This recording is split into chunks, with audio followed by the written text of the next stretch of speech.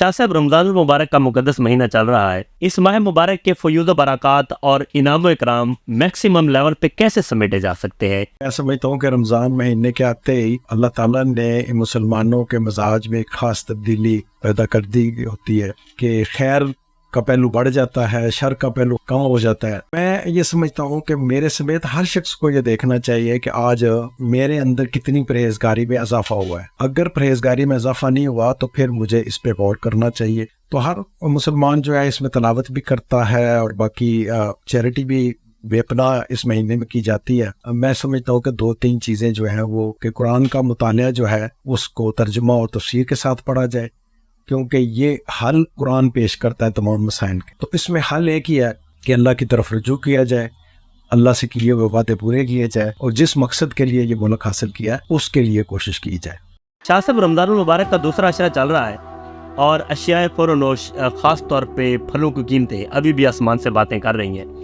تو اس ضمن میں مقامی سطح پہ جو پرائس کنٹرول کمیٹیاں بنائی گئی ہیں ان کی کارکردگی کیا جا رہی ہے اور انتظامیہ اس حوالے سے کس حد تک ایکٹیو نظر آ رہی ہے؟ اس میں یہ سمجھتا ہوں جی بدقسمتی ہے ہماری کہ رمضان المبارک میں چیزوں کو سستا ہونا چاہیے، جبکہ لوگوں کے ہاتھوں میں جو پکڑے ہوئے شاپر دیکھ کے دل جو ہے نا وہ خون کے آنسو رونے والی جو ہے نا وہ کیفیت ہوتی ہے. تو جو کمیٹیاں بنی ہیں وہ اصل میں اس کا حل ہے ہی نہیں. جتنے بھی آپ چیکس لگاتے ہیں اتنی زیادہ کرپشن کے منہ کھل جاتے ہیں. تو کرپٹ سسٹم میں، کرپٹ لوگوں کے ہاتھوں میں، کرپٹ انتظامیہ کے ہوتے ہوئے یہ مسائل حل ہوتے ہوئے نظر نہیں آتے. شاہ جی، ہر نئی آنے والی حکومت سے عوام کا توقعات باندھ لینا یہ ہمارا فطری عمل ہے اور ہونا بھی چاہیے.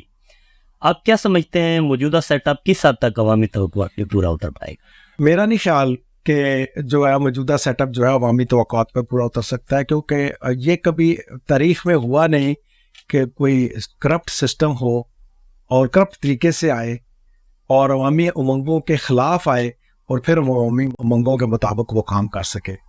تو یہ تو آپ فطرت سے لڑنے کے مترادف ہے. فطرت تو اس بات کا نام ہے کہ آپ کے اندر سے جو تبدیلی آئے میرٹ پہ آئے اور قانون سب کے لیے برابر ہو. اگر وہ کوئی چاہتا ہے کہ میرٹ کی دھجیاں اڑا کر معاشرے میں کوئی بہتری لائی جا سکے تو وہ بہتری کبھی بھی نہیں آئے گی. شاہ صاحب، کھاریہ میں انڈر پاس کی بات ہو یا سروس روڈ کی، جلال کی آواز ہمیشہ ایک توانا آواز کے طور پہ سامنے آئی ہے، مگر اس کے باوجود بھی یہ منصوبے ابھی تک زیر التوا ہیں.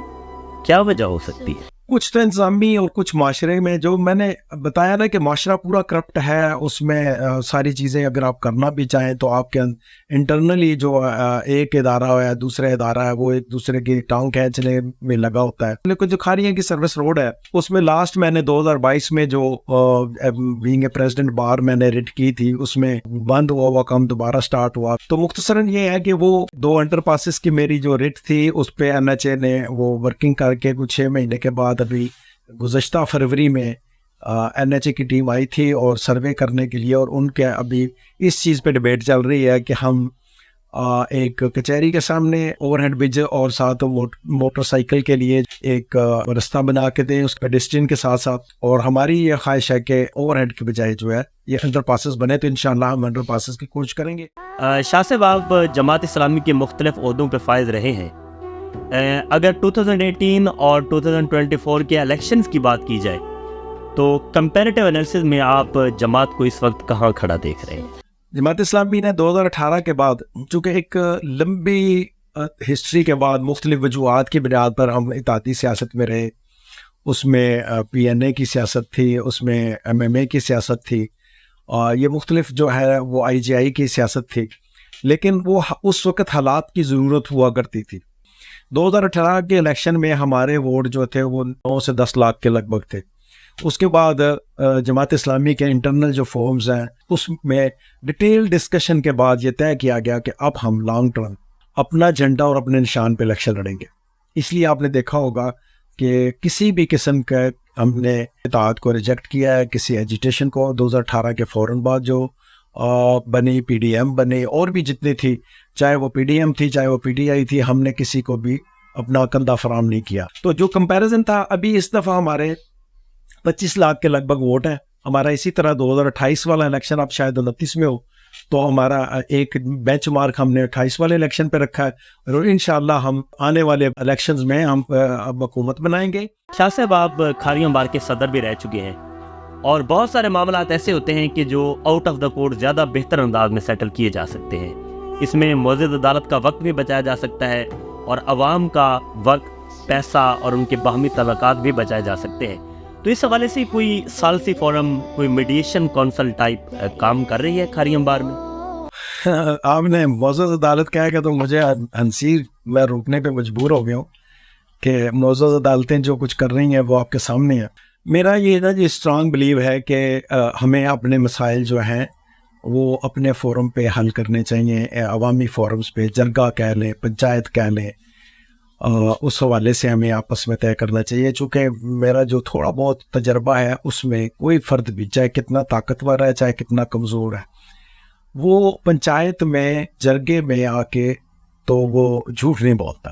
کورٹ کا حال یہ ہے کہ کورٹ میں بھی لوگوں کو پتہ ہوتا ہے کہ سامنے میرے گاؤں کے لوگ موجود ہیں اور وہ حلف اٹھاتا ہے کہ اگر میں سچ کے علاوہ کچھ کہوں تو پھر مجھ پہ خدا کا خیر نہ ہو۔ یہ کہہ کے جب وہ جھوٹ بولتا ہے مطلب اس کو بالکل کوئی باک نہیں ہوتا جھوٹ بولنے میں، اور جب کہ پنچایت میں وہ حلف نہیں اٹھاتا اور وہ سچی بات کرتا ہے، اس لیے کہ وہ عوامی پریشر زیادہ ہوتا ہے۔ اور میں یہ بارہا مثال دے چکا ہوں کہ اگر گلی میں ایک بچوں کی لڑائی پہ پھر بڑا ایک حادثہ ہو جاتا ہے تو اس میں بھی شامل ہوں اور اس گلی کے دوسرے لوگ بھی شامل ہیں کہ جو اپنے کاموں کے لیے تو دوڑ بھاگ کر لیتے ہیں، لیکن یہ چھوٹی سی لڑائی جو ہوتی ہے وہ بڑے حادثوں پر جا کے منتج ہوتی ہے، تو اس میں میرا بھی ہاتھ ہوتا ہے اور آپ کا بھی ہوتا ہے کہ ہم نے اس کو وقت نہیں دیا اور اس کو جلدی سمیٹا نہیں، تو اس وجہ سے ایک چھوٹی بات جو ہے وہ بڑی بات میں کنورٹ ہو۔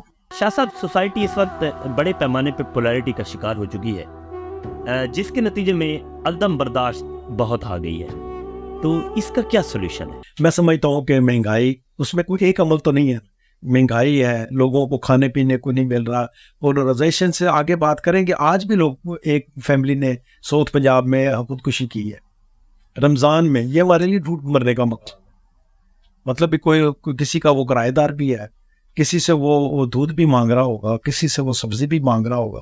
ہمارے تو کلیجے پھٹتے ہیں کہ یہ دیکھ کے کہ یہ کیسے ممکن ہے کہ ہم اسلامی معاشرے میں رہ رہے ہوں اور لوگ بھوک سے خودکشیاں کر رہے ہوں۔ تو یہ حکومت جو ہے، اس کو بنانے والے بھی مور اور لیس جو ہے وہ عوام ہی بھی کچھ شامل ہے، لیکن اس میں ہم سب کو تیار کرنا ہوگا۔ سب سے پہلے استغفار کریں، ہم توبہ کریں، ہماری آغاز یہیں سے ہونا ہے۔ اب تو آپ کہتے ہیں کہ پانی والا دودھ مل جائے، یہ کیمیکل والا نہ ہو، آپ اسی پہ شکر کرتے ہیں کہ چلو پانی والا دودھ مل جائے۔